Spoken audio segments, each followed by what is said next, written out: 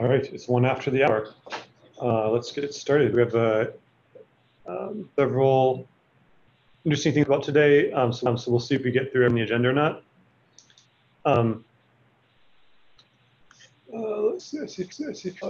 Let's start with the Red Hat 6 topic. Brian, are you on? Yep, I'm here. So I had just started talking with Brian and passing about the various platforms that are supported by ZFS on Linux. While the change I was hoping to make is not possible, Brian mentioned that Red Hat 6 is probably old enough that we could drop support for. So, Brian, do you want to talk about? Well, I guess first off, you talk about the justification for that, if anybody has any questions, objections about that, and then sorry, Matt, your audio seems to be stuttering. It's like, oh yeah. All right, let me well, we'll turn off video and see if that helps. Help at all? Can you hear me better? we hear you fine. It's just twice. Interesting. Anytime you stop talking, did you last half second? Let me see. Okay, everybody else. So it's not except for Tony. I might. I don't know the number. All right. Well, I can't read. I'm gonna quit and then rejoin. Okay. While you're gone, I can talk about this a little bit. Yeah, I'll miss a moment. Okay, well, as Matt was saying, we are looking at dropping support for RHEL 6, which is pretty darn old now. The motivation, of course, is maintenance. You know, it costs us time and effort to keep updating the code for that old kernel, and it's been released for a long time. So historically, what we've done is ended support for something when it goes end of life, but RHEL 6 still technically doesn't go end of life till November 30th, 2020. Which is a long time. It's 10 years.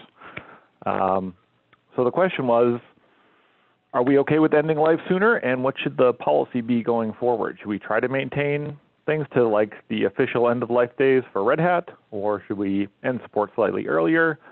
At the moment, it hasn't been a big problem with RHEL 6 for the most part, just because all that compatibility code is in, so we have to kind of avoid breaking it. But at some point, we do need to take it out. So I think it would be pretty reasonable personally to end support for RHEL 6 now. I don't think many people are using it, but I would be interested to hear what other people have to say about it. And Brian, just to clarify, can you guys hear me better now? You still seem to have this kind of an echo. Okay, I'll keep my comments brief then. You about removing the support faster, but ZoL O.8 would continue for RHEL 6 for as long as O.8 is out, which will be, many years that I'll still be receiving updates. Yes, I should have been clear about that. We're only talking about removing support for like the next major release. So we'll keep support in 08 for RHEL 6 and RHEL 7 and RHEL 8, right, until they stop seeing updates. So it would be a longer term change. Yeah, I think as long as we're giving people enough heads up that it's going away, and it's going away in 0.9 or whatever, seems like that would be plenty of heads up. Yeah, I would suggest that if the company behind it has stopped support for it, then we not go to any significant efforts to keep supporting that particular version. Yeah. So Red Hat officially ends support for it in November of 2020. So technically, they're still supporting it for a year, but it was released back in 2016, or no, 2010. Sorry. So they're coming up on 10 years now, which is just what you get with enterprise Linux, right? It's a really long support window. So,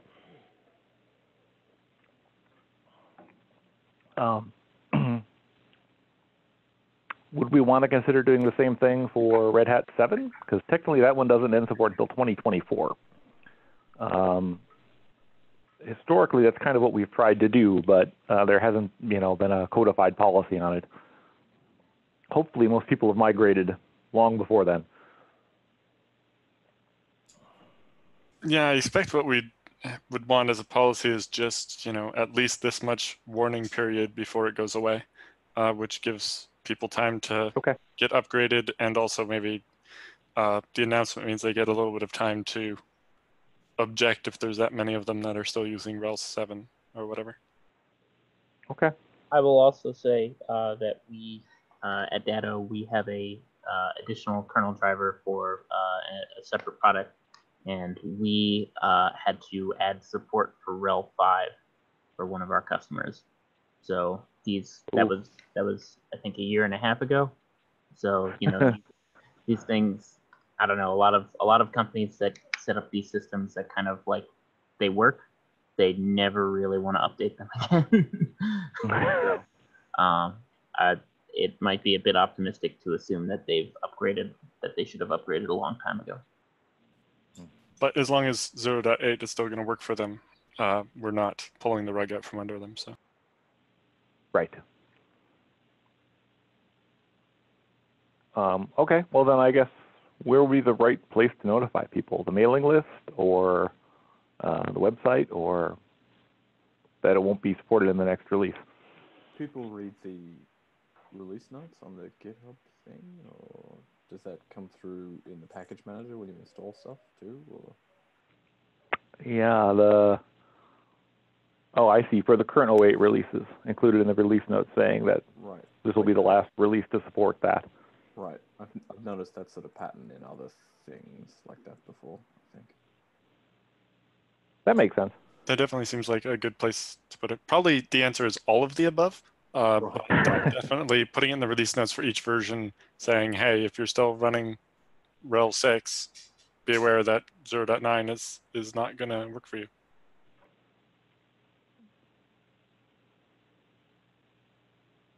Cool. Can you guys hear me better now? I switched to a different computer. That's much better. All right. Yeah. So Brian, did you want to talk a little bit about what needs to be done to make that happen, and then maybe solicit some volunteers? So making it happen isn't too hard. Basically, it's going through the build system for the source tree and removing all the compatibility code for anything for kernels 3.10 and older, I suppose, because I think that means that our new oldest supported kernel would be a 3.10 kernel, which is what's in RHEL 7. So that should be pretty straightforward, and then we'll just remove the RHEL 6 bot from the CI. Most of the checks in the build system have like a comment above them about which kernel versions they're relevant for. So it should be pretty straightforward. We did this in the past before for RHEL 5 when it got retired. Same process. We went through and just removed all those configure checks.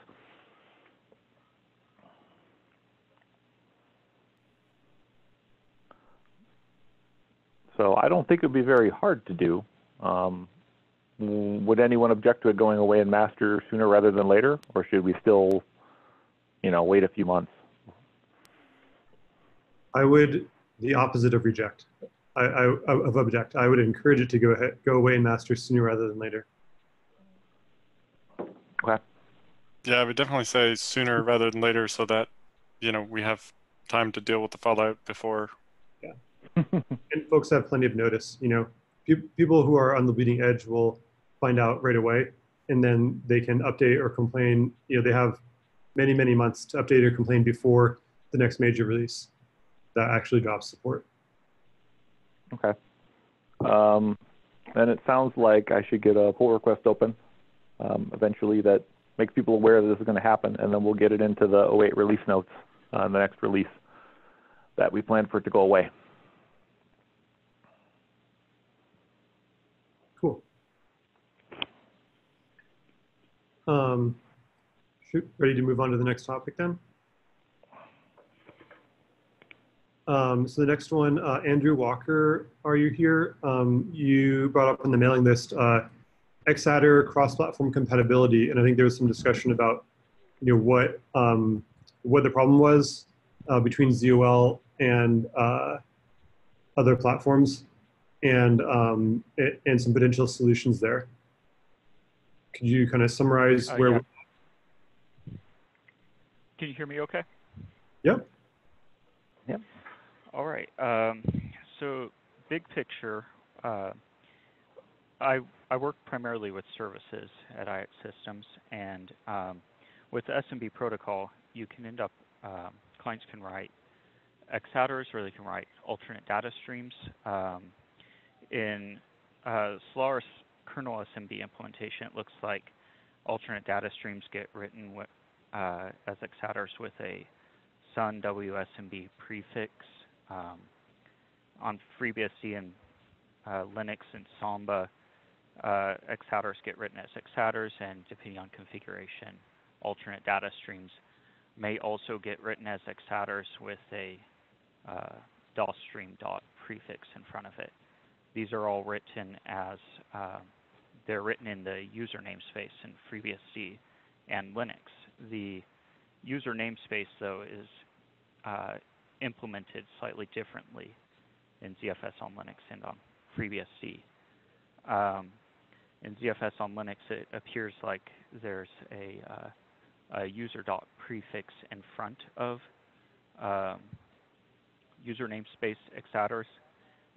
FreeBSD interprets all Xattrs that don't have a FreeBSD system prefix as being in the user namespace. So what this means is that Xattrs that were written in Solaris are visible in FreeBSD as being in the user namespace. But what happens is if I have a Samba server, I have Mac OS clients writing their metadata to an SMB server on FreeBSD, it ends up that if I export the pool and import it in ZFS on Linux, none of the Xattrs are visible.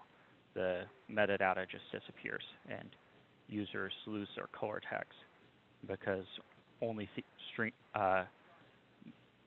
Xattrs with the user dot prefix are interpreted as being in the user namespace. Does that make sense? So yeah, I guess I have one. All horribly complicated and self-contradictory, and we're kind of scrawled. Yeah, that's the way of putting it. I've got one quick question, actually. So my understanding, I could be misremembering this, that Linux does require the user dot namespace, or the user dot in the namespace. So my question is, do you know what other file systems do, or is this not really a problem because we don't have very many other file systems that are portable between FreeBSD and Linux? Those really hasn't come up for Solaris. So the fact that they all use different conventions hasn't historically mattered, or does like the Samba code handle this in some way? I mean, it sounds like... Go ahead. Continue, please. Well, I was going to say, it sounds like, I mean, my understanding, you can correct me if I'm wrong, is that the application is doing the same thing on Linux and Lumos and FreeBSD, but the way that ZFS is storing it is like adding or removing this like user dot prefix internally, so that like the on-disk representation is different. Right. Right. Right. So, for example, if I write the Xattrs if I have a Linux Samba server and I export the pool and import it in FreeBSD, all of the Linux user space Xattrs are visible. They just have an extra user dot in front of them. Which is also wrong. Right, but I can reconfigure Samba to account for that. In that case. Yeah, I was going to say it depends on your point of view. I mean, it depends how it's stored on disk, right? Because that's how Linux requires them to be, well, at least that's how the VFS wants to see them. I guess it doesn't matter exactly how they're stored on disk. We could be adding that in dynamically or something. But all of the namespaces on Linux, there's like 4 or 5 different ones, and they all have their own unique prefixes. So if like one, I guess you could assume that it doesn't have one of the other, if it didn't have one of the other ones, then it is user, which sounds to me like what FreeBSD is doing, if I understand correctly. Yeah. So I guess that might be an option. I mean, we could assume that. If it's not in one of the other privileged namespaces, it's user. The problem is the data that's already been written. Sure. This is all in the context of Samba, right? Though. Well, any Xattrs, I would think, right? Yeah, it's any Xattrs really, but I just know that Samba's a heavy user of them. It just feels like it's kind of application specific on some level. It is, and it's file system specific, or actually in this case, OS specific, because the application may not care, but if you then move the pool from one, say from Linux to FreeBSD or vice versa, and then run Samba, it's going to have different results. The application will not be getting what it expects because COS has done different things behind ZFS's back. But, sorry, when does the user dot get stuck on the front? Like if I create an extended attribute called Stephen on FreeBSD, does the user dot, is that implicitly stuck on the front when it's handed to the ZFS layer? Is that what happens? Or Linux is the one that adds the user dot prefix. FreeBSD adds the FreeBSD dot whatever it is prefix.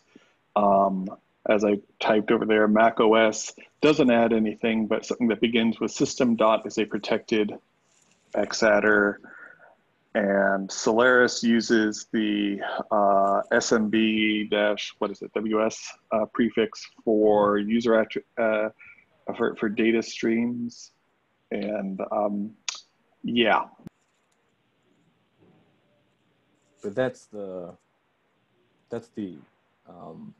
Illumos SMB in kernel thing, which is distinct from Samba, right? Right. My point is that the kernel is doing this behind the application spec. Samba is an application here. Right. So I would think that that would mean, for instance, on an Illumos system today, Samba and the in-kernel SMB server would not be able to share the same streams or attributes either, probably.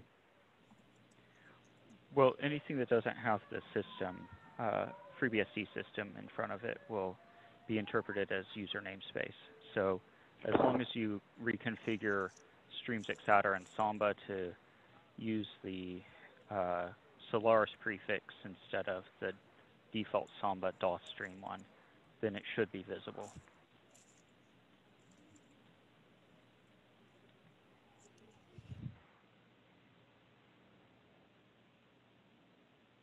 So it sounds like maybe you're saying that it's okay that the name of these changes when you go from system to system because it's the operating system that's adding those prefixes, not ZFS. But we want ZFS to be able to expose attributes that were created on different systems, kind of regardless. Well, it would be good to at least have the user space appear in the same, with the same name and be able to be visible in all OSs. Because right now, if you write something in a user space Xattr and FreeBSD, it's not visible in Linux. Yeah, gotcha. Yeah.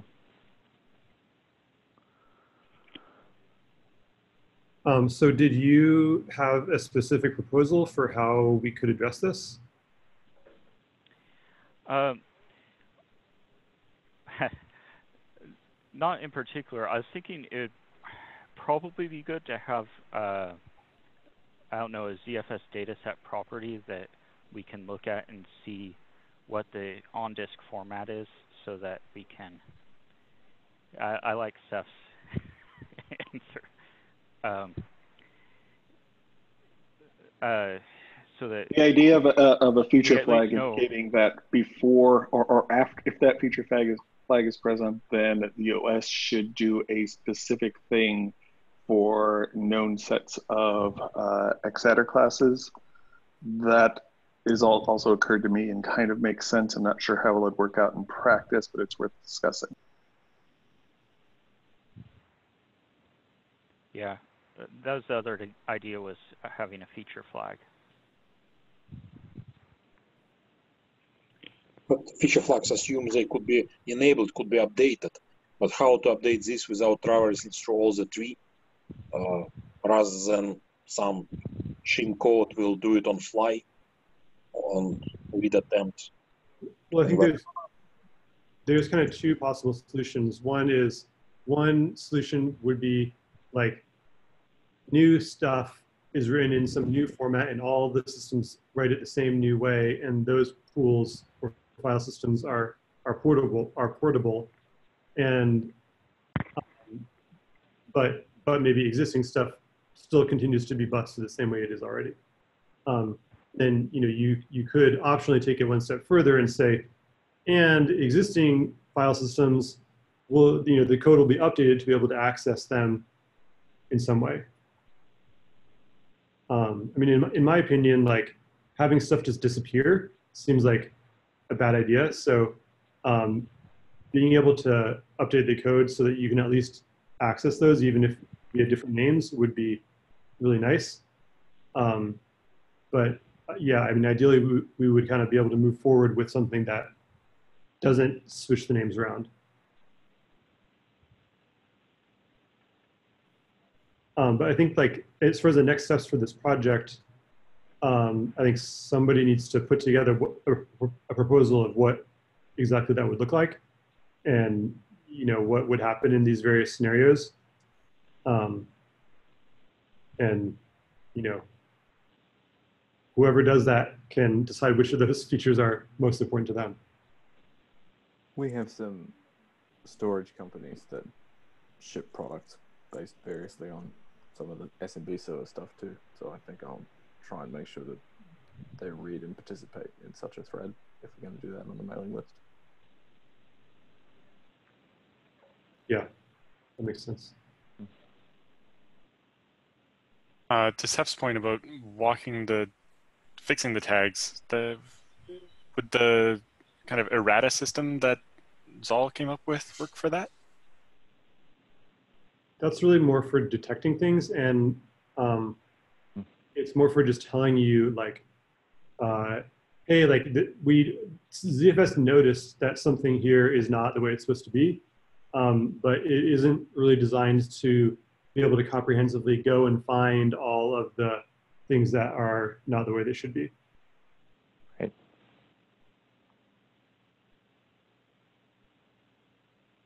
I just have a quick question. Not clear to me. Is it ZFS code that does the translation of the extended attribute namespace and name to an internal name, or is it some layer slightly above ZFS that does the translation and passes just a string to ZFS?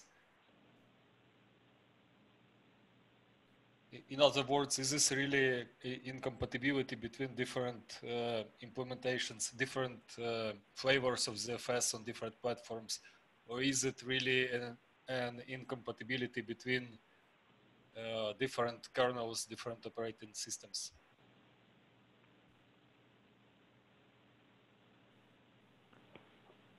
It's an incompatibility between the different operating systems if you wish to share data or migrate data between them.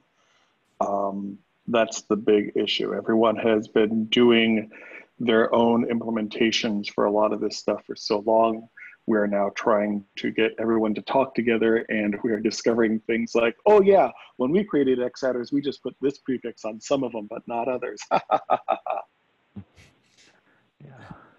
Yeah, but my question really was, is this translation done in ZFS code, or is it like some VFS layer above ZFS or VFS layer. VFS, okay. Thanks. And it's probably different across the platforms too, what they expect. I was going to say there's one more wrinkle here too, which I'm sure that across various platforms there are different restrictions on Xattrs. I know Linuxes in general are pretty small, so if we even wanted to make something portable, you might not be allowed to have big Xattrs. I think Linux caps out at 64K for individual Xattrs. So if we want something really portable, do we want like the minimum set of functionality? Well, I think, I don't know the answer to that, in my opinion, but I think that having some way of accessing these, like assuming that the problem really is like just in the VFS layer, and the ZFS implementations on the different platforms are all basically the same. They're all just like, you give me a string, that's the name, and I put it into a Zap object, and every ZFS is doing that.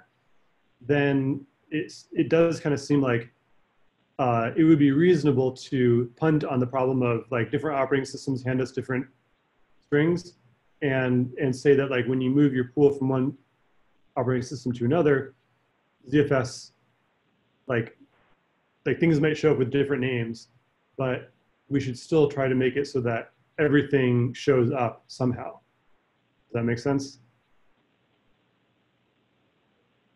Yes. That's why I said this Yeah. needs to be, we need some discussion about this, I think, for everyone to go look at their code or their system's code and decide how badly off or how workable some sort of workaround is.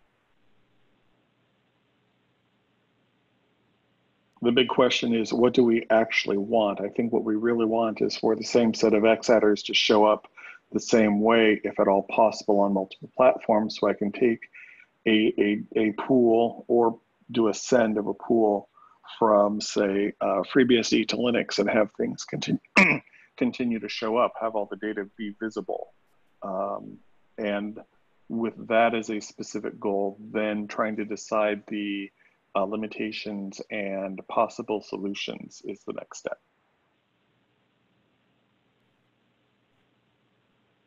Yeah, if that's the way we want to go, then probably ZFS needs to be, interpreting stuff a bit more than it is now, so that you could know like, oh, this is ZFS on FreeBSD, and these kind of attributes have the, prefix FreeBSD dot whatever. But what I'm going to do is strip off that prefix and put on like ZFS dot whatever, and then all the platforms know that the user namespace of Xattrs is ZFS dot user dot whatever.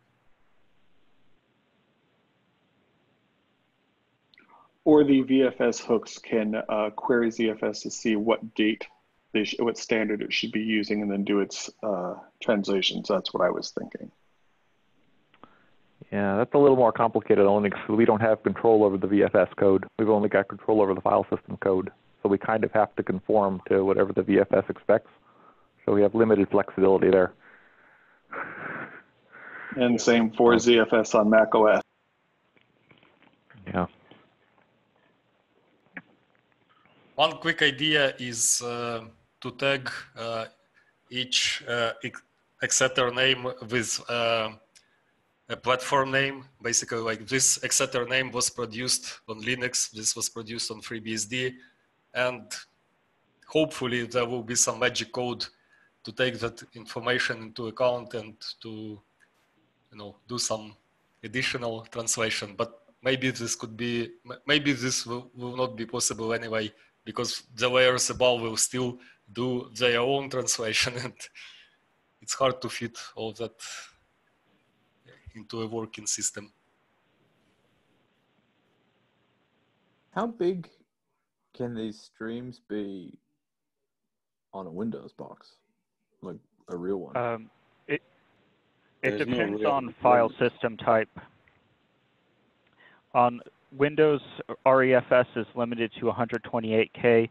On NTFS, it can be as large as you want it to be. The largest I've written personally is about 30 gigabytes, but it just depends. In real life, I've seen it get up to about 10 megabytes on an SMB share. is, in that case, it was a Mac OS resource fork. Is REFS, that's the new thing, right? The newest storage thing that they've got, or? Their new files. Yes.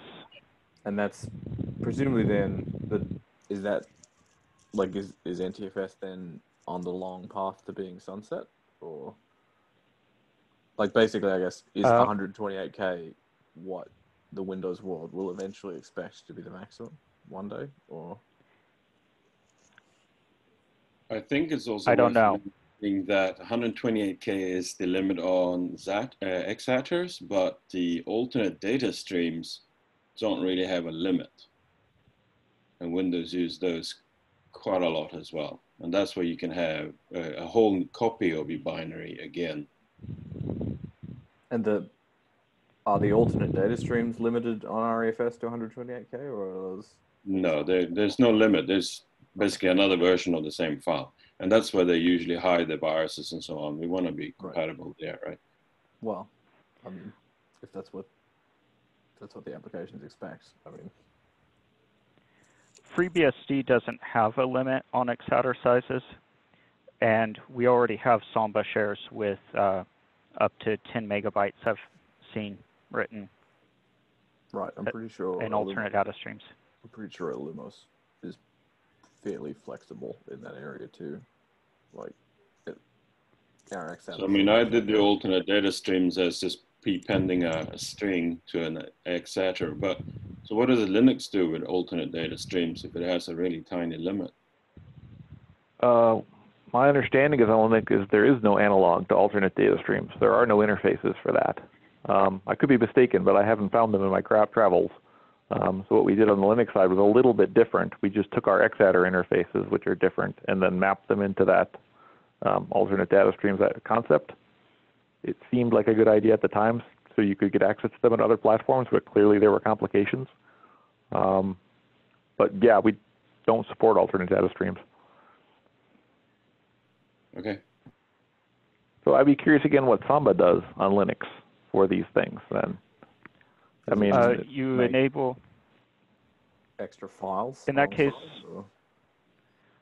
no. In Samba, you can configure it to use VFS streams Xattr, in which case it'll write the alternate data streams as Xattrs with a DOSstream prefix in it.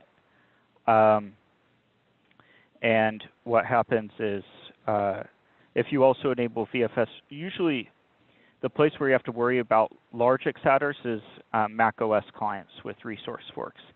So there's an ability to write the resource forks out as separate files in that case. But other alternate data streams get written as Xattrs. That must be a little problematic on Linux because they're usually very, very small. Like most of the other standard file systems, ext and would not only allow a couple of kilobytes for Xattrs. 64K. I think it's 60. It's 64K per Xattr, but it depends on file system on Linux. Yeah. In my experience, most Xattrs are quite small, less than 1 kilobyte. Or sorry, most alternate data streams are small. Until you deal with Macs. I think we've probably gone around on this a bunch, and I'm glad that we did because I think folks are a little bit closer to a shared understanding. But I would like to give some time to the rest of the items on the agenda. Andrew, or would someone else like to take the lead on kind of writing this up and maybe putting forth a proposal for what we can do next, even if that's like a straw man or something that is not necessarily what you want to be the final position, but something that would improve on the current situation, at least a little bit.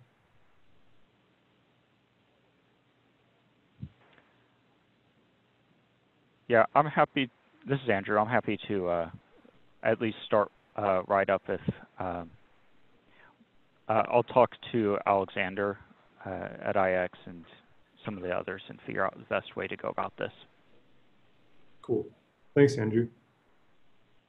Yeah. Cool. All right, let's go on to Alan. Do you want to talk about the relaxed quota semantics? So this was a colleague at MIT running a big ZFS on FreeBSD storage server there, and they put quotas on users and find that, and databases and other things, and find that as you approach the quota, ZFS slows down to try to make sure you don't accidentally step over the quota by a few kilobytes, and it really kills performance. And they were wondering if there might be a property introduced that says, I'm willing to let this data set go slightly over the quota if you don't nuke the performance as it approaches the quota. I think we've seen this too at Giant. As you get pretty close to the quota, it gets super slow.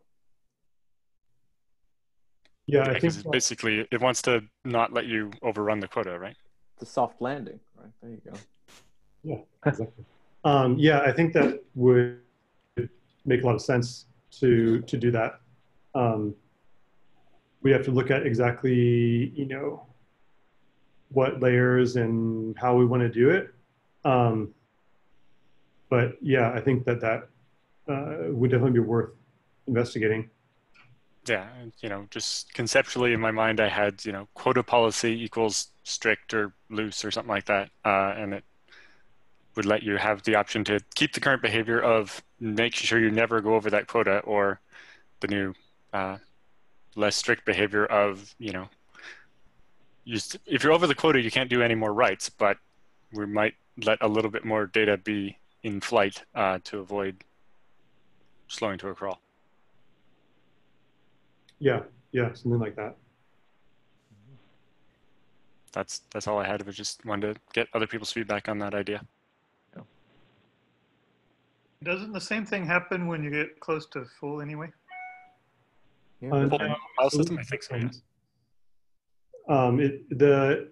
The semantics around getting full are, it does get slow as you get closer to being full. Allocation starts to be more expensive. But that's pretty different. That's kind of a different thing. Right. A lot of times you'll run into that first before running into the same thing. But yeah, I think that the mechanism for kind of making you slow down is basically the same, because quotas and being out of space are basically treated the same way. There's a slop space thing, right, that we will refuse to. So this is basically keeping you there's essentially, you can think of it as like there's a quota on the whole pool that keeps you from getting into the slop space. So yeah, we'll need to make sure not to break that. Yeah, so we probably don't want to break that. But I think that is doable. Although, as a separate item, at some point we might want to revisit the defaults for the slop space. I think right now it's like 1/32 of the pool, which scales nicely. But when you have a petabyte pool, do you really need, that many? There's like tens and tens of gigabytes of space that you don't have access to. Yeah, I think there was a discussion about that on the mailing list, maybe a little while back, about somebody wanting to say like, oh, have some limit where it's like 1/32, but up only to 16 gigs or something. Yeah, which I think makes sense. Yeah, because I just did the math on a 1 petabyte pool. It's 31 terabytes get reserved. Yeah. I think that it would be a special kind of pool that would really, where you'd be able to make effective use of that last couple percent, just because like fragmentation and other stuff. But certainly those use cases do exist. And as long as we can make sure that ZFS doesn't write all the space and end up not being able to do any more, TXGs, then that's the real thing that the slop space is trying to protect. So as long as there's enough space that 1txt can't use up all the remaining space, then it should be fine.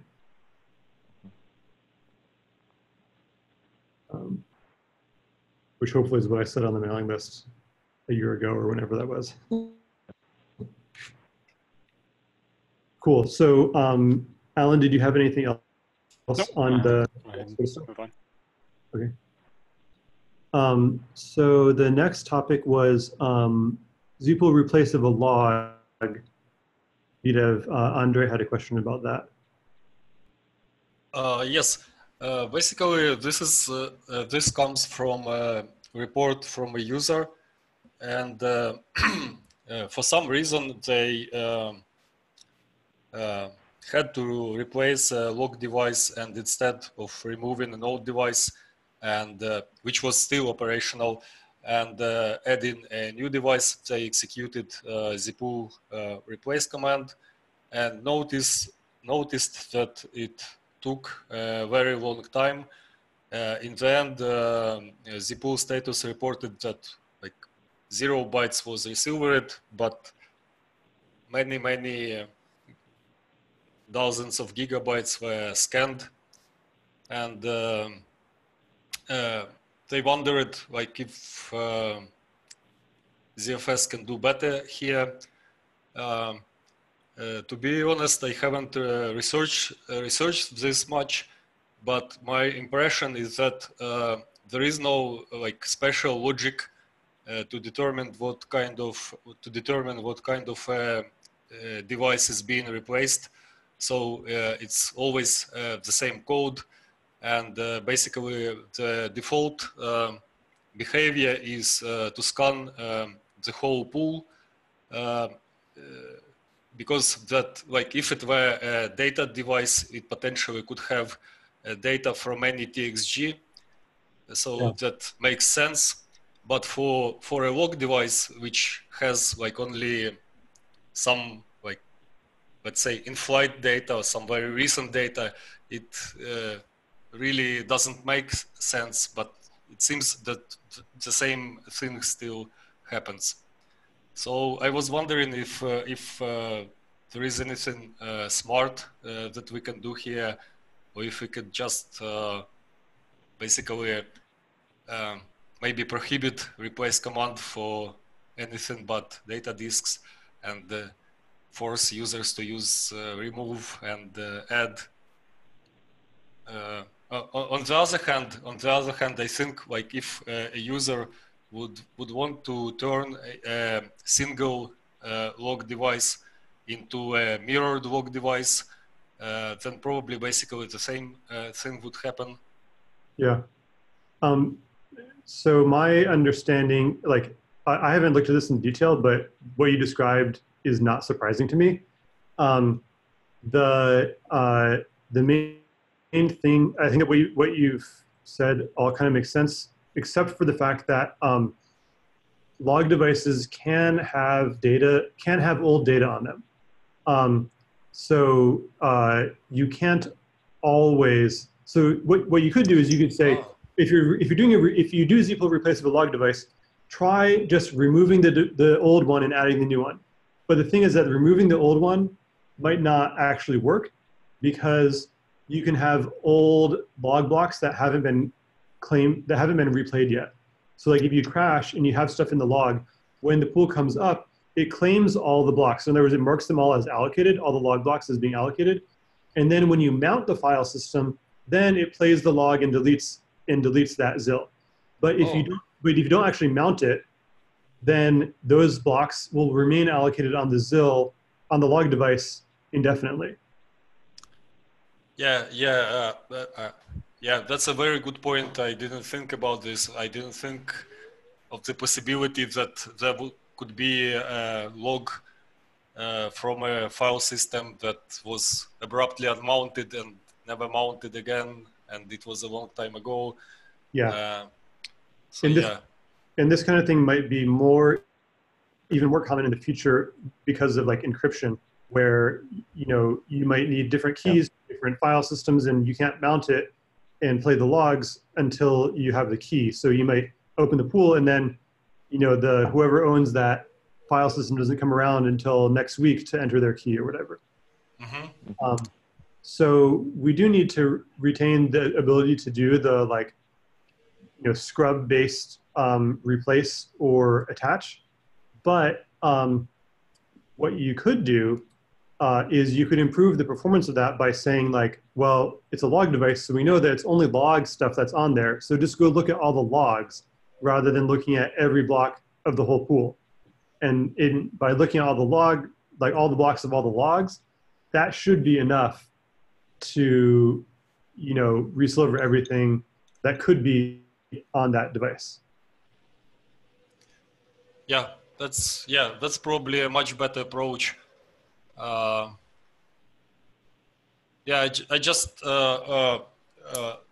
I honestly don't know that code very well. I'm just concerned about what happens if let's say we implement this optimization and we do a replace of a log device, and some moments later, let's say data device needs replacement. Will there be any conflict or any confusion, any bad interaction between those things? I don't think so. I mean, because each scrub or resliver is only doing what it's doing, basically. So, if you just make the optimization that hey, if you're doing replace of a log, then we're only going to look at, we're going to skip over the file, the data that's inside the file system. Then if somebody else comes along and they need a scrub, then they're going to have to either restart the scrub from the beginning with the new parameters, or restart the resliver, or they're going to wait, which is some new code that says oh, we're doing one resliver. Whoever comes along and wants to do another resliver, they're just going to wait for the first one to complete. So I think that logic would all work. I think the risky thing is that we have to be really sure that there aren't any blocks that aren't in the log that are on that log device. Yeah. Okay. Thank you very much, Matt, for this explanation and for the suggestion. I will think more about it, and we'll try to come up with some follow-up work on this. Yeah, thank you. So I think we have time to get through the rest of the things on the agenda. I'm going to go quickly on the next one, the renaming bookmarks. You asked if there's any kind of gotchas there. I implemented the bookmarks originally. I'm pretty sure that it would just work. There's no, bookmarks are, sort of like files, sort of like snapshots conceptually, although not in the implementation. I think that renaming it is just we didn't need to do that. And it's one more thing to kind of plumb through, the CLI, the ZFS, all that stuff. But I think that, yeah, you can just do that in the straightforward way. And then at the very end, you're just doing, removing the zap entry and then adding it back with the different name. I think that should work just fine. Okay, thank you. Okay.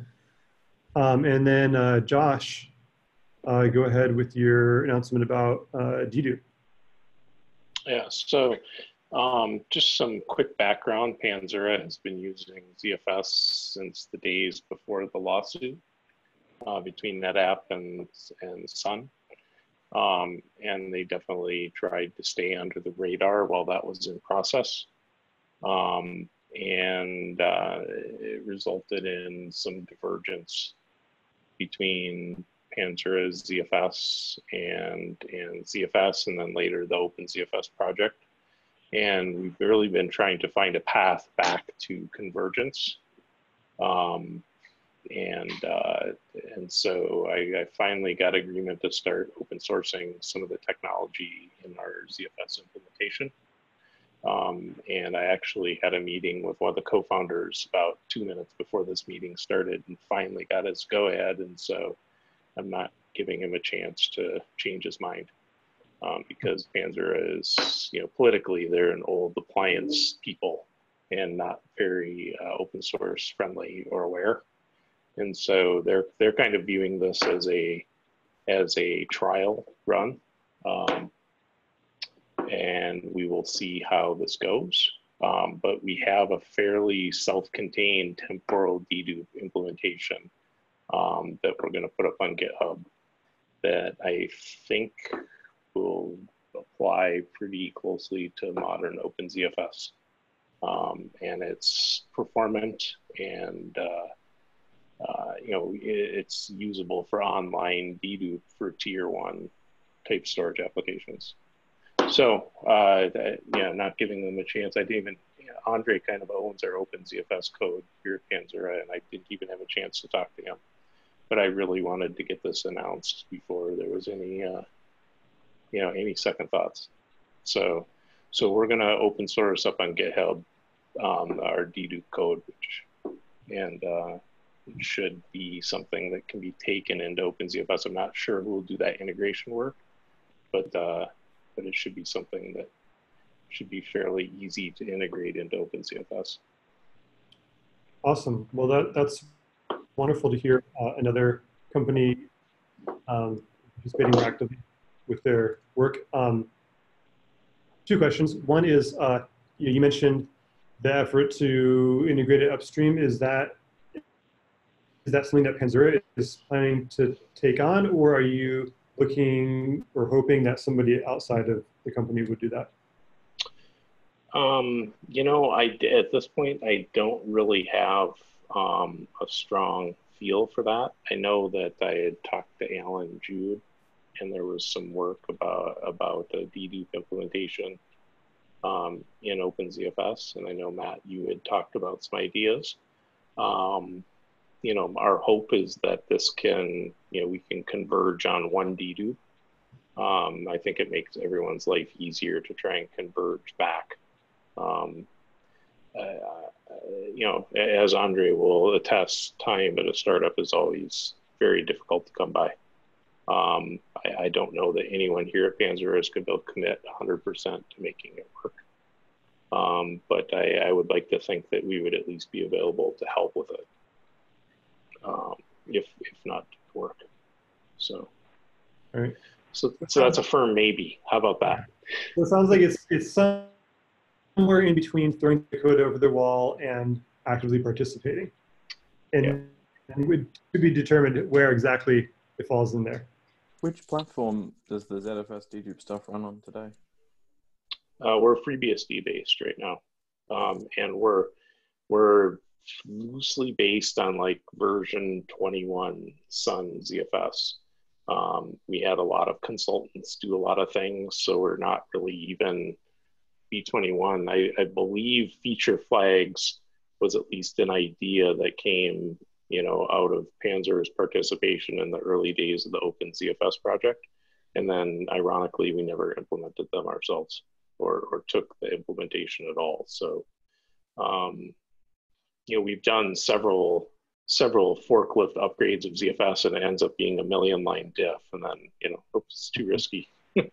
But we are trying to get back to some semblance of state of the art. So we have a lot of things aside from our dedup implementation that would be very interesting for OpenZFS, and there's a lot of things in OpenZFS that would be very interesting for us. And so we're trying to get back to that sort of state. Awesome. Well, that's great to hear. Cool. In the 5 minutes that we have left, do you want to tell us a little bit about give us an advertisement for temporal dedup? Why should somebody else care about it and potentially help you to integrate it upstream? I think without any preparation, I hate to put Andre on the spot here, but I think that's probably something that he would be able to speak to a lot more intelligently to this group. Andre, are you? Can I put you on the spot? The very short explanation is that dedup records are grouped by the time they were created. So the idea is that the records, basically the data that's born together is oftenly changed together or removed together. So that gives performance advantage over scattering dedup records just basically in a random order based on the hash. Of course, to look up entries, we still need to be able to do that by a key. So it's like, let's say, two-layer lookup scheme where you first do something like you do with a regular dedup table, but there you find sort of a pointer to a real location of a dedup record. And that allows us to fit a lot more of, let's say, lookup information into the arc. So it's almost always cached and very fast to access. And the actual dedup, the actual leaves, ZAP leaves with dedup records, they are of course paged in and paged out on demand, but usually the records that are used together, they are in the same block, so a lot less of memory are needed to hold them, or alternatively, you can hold much more dedup, many more dedup, like active dedup records in memory than you would otherwise. So that's like basic idea of how it works. Cool, thanks, Andre. We're about out of time, so thanks everyone for getting through the whole meeting, the whole agenda today.